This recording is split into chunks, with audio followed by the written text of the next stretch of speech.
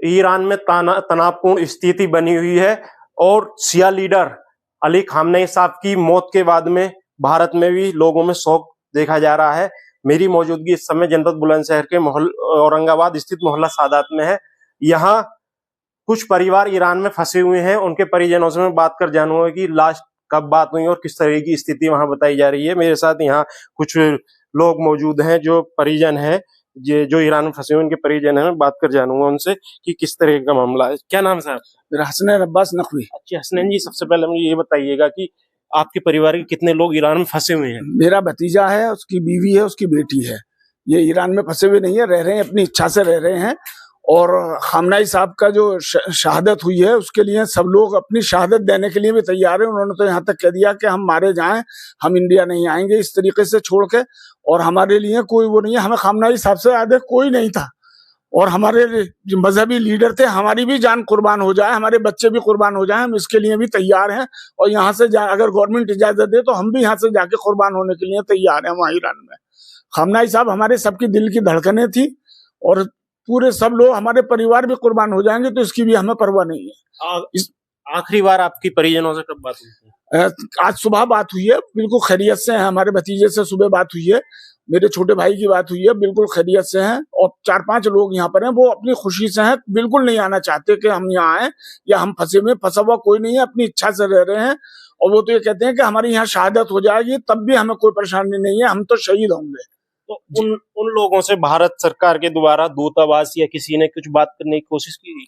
नहीं, अब यहाँ से तो कोई हमसे कोई मैसेज वगैरह नहीं लिया और ना कोई जरूरत महसूस कर रहे हैं कि ईरान में जो परिजन रह रहे हैं उनसे नहीं, ऐसी कोई वो नहीं है साहब, कोई नहीं की किसी ने। भारत सरकार से क्या मांग करते हैं, क्या अपील करते हैं? नहीं, भारत सरकार से ये मांग करते हैं कि हमारे प्रधानमंत्री जी संवेदना व्यक्त करें और इसमें अपना वो करें कि हमें इन्होंने जुल्म किया है, ये टेररिस्ट हैं, आतंकवाद फैला रखा। आतंकवाद के खिलाफ हमारे प्रधानमंत्री जी वो करते हैं कि हम आतंकवाद के खिलाफ हैं, ये आतंकवाद, इससे बड़ा आतंकवाद क्या होगा, इसके खिलाफ करें। खामनेई साहब की शहादत के ऊपर आज तक उन्होंने एक शब्द भी नहीं बोला, कल से अब तक। कम से कम बोलना चाहिए हमारे प्रधानमंत्री को। अच्छा, खामनेई साहब की शहादत को आप किस तरीके से देखते हैं? खामनेई साहब की शहादत तो ये पूरी दुनिया के मुसलमानों के लिए क्या, बल्कि पूरे जो भी अमन पसंद लोग हैं उनके लिए एक बहुत बड़ा शोक का वो है। और पूरे अमन पसंद वो थे, उन्होंने कभी भी जुल्म नहीं किया। और इस तरीके से वो रहते थे कि जिस तरीके से एक फकीर आदमी रहता, उनके 2 जोड़ी कपड़े 3 जोड़ी कपड़े थे, उसी में वो गुजर बसर करते थे। उन जैसा तो कोई रहनुमा होगा ही नहीं किसी भी। वो मजहबी लीडर थे, कोई वो सियासी लीडर नहीं थे किसी भी।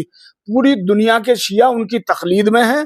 तकलीद का मतलब ये कि अगर वो ये हुक्म दे दें कि आज अब तुम्हें खाना छोड़ना है तो पूरी दुनिया का हर शिया अपना खाना छोड़ देगा और उनके ऊपर अपनी जान कुर्बान कर देगा। हमारे यहाँ कल खाना भी नहीं बना है।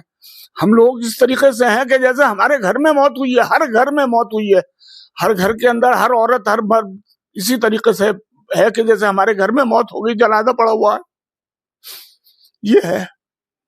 मेरे साथ में और भी लोग मौजूद हैं, उनसे भी बात कर जानूंगा। क्या नाम है आपका? सकलैन अब्बास, गुड्डू।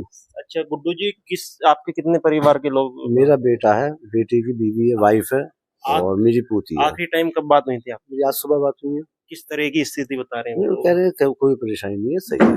भारत सरकार से अपील करेंगे कुछ? नहीं, भारत सरकार क्या साहब, अभी तो वो फिलहाल आएंगे नहीं और इस हालत में है भी नहीं जो आ पाए। वो भी ये चाहते हैं। किस तरह की हालात बताई जा रही है? नहीं, हालात सही है, हालात तो बिगड़े हुए हैं, मगर उन लोगों को अभी कोई परेशानी वाली कोई बात नहीं है उनके सामने। आप खामनेई साहब की शहादत को किस तरीके से? अरे साहब, हमारे लिए तो साहब बहुत ही, इससे ज्यादा तो कोई और बात ही नहीं हो सकती।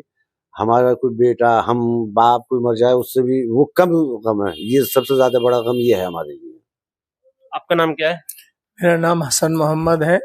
मेरा भाई और मेरे भाई की बीवी और उसके बच्चे वहीं ईरान में रहते हैं, वहीं कारोबार करते हैं।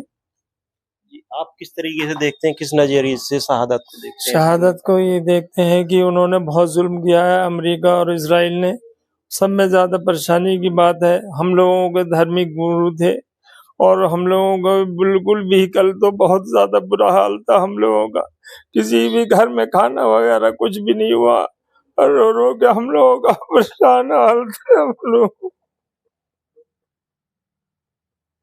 आपके परिवार वालों से आखिरी वक्त किस टाइम बात? हमारी तो हुई थी, परसों भी बात हुई थी हमारी, और कल भी बात हुई थी। बात भाई यह है कि वहाँ पर भारत वापसी के लिए कुछ उन्होंने संदेश दिया हो नहीं, अभी तो कोई ऐसा कुछ उनकी तरफ से नहीं हुआ था, ऐसा कोई संदेश उनकी तरफ से नहीं हुआ। भारत सरकार से कोई अपील करेंगे? भारत सरकार से हमारे अपने प्रधानमंत्री से हम यही अपील करेंगे कि वो हमारा शोक व्यक्त करें, और अभी तक उन्होंने शोक व्यक्त नहीं करा है। आपका क्या नाम है? जी, मेरा नाम मुर्तजा हुसैन है। मुर्तजा जी, खड़े हो जाइए। जी, अच्छा, आपके परिवार के कितने लोग हमारा वहाँ भांजा मौजूद है, वहाँ पे पढ़ाई कर रहा है। वहाँ पे किस चीज की पढ़ाई करने गए? ये मौलवियत की पढ़ाई कर रहा है वहाँ पे।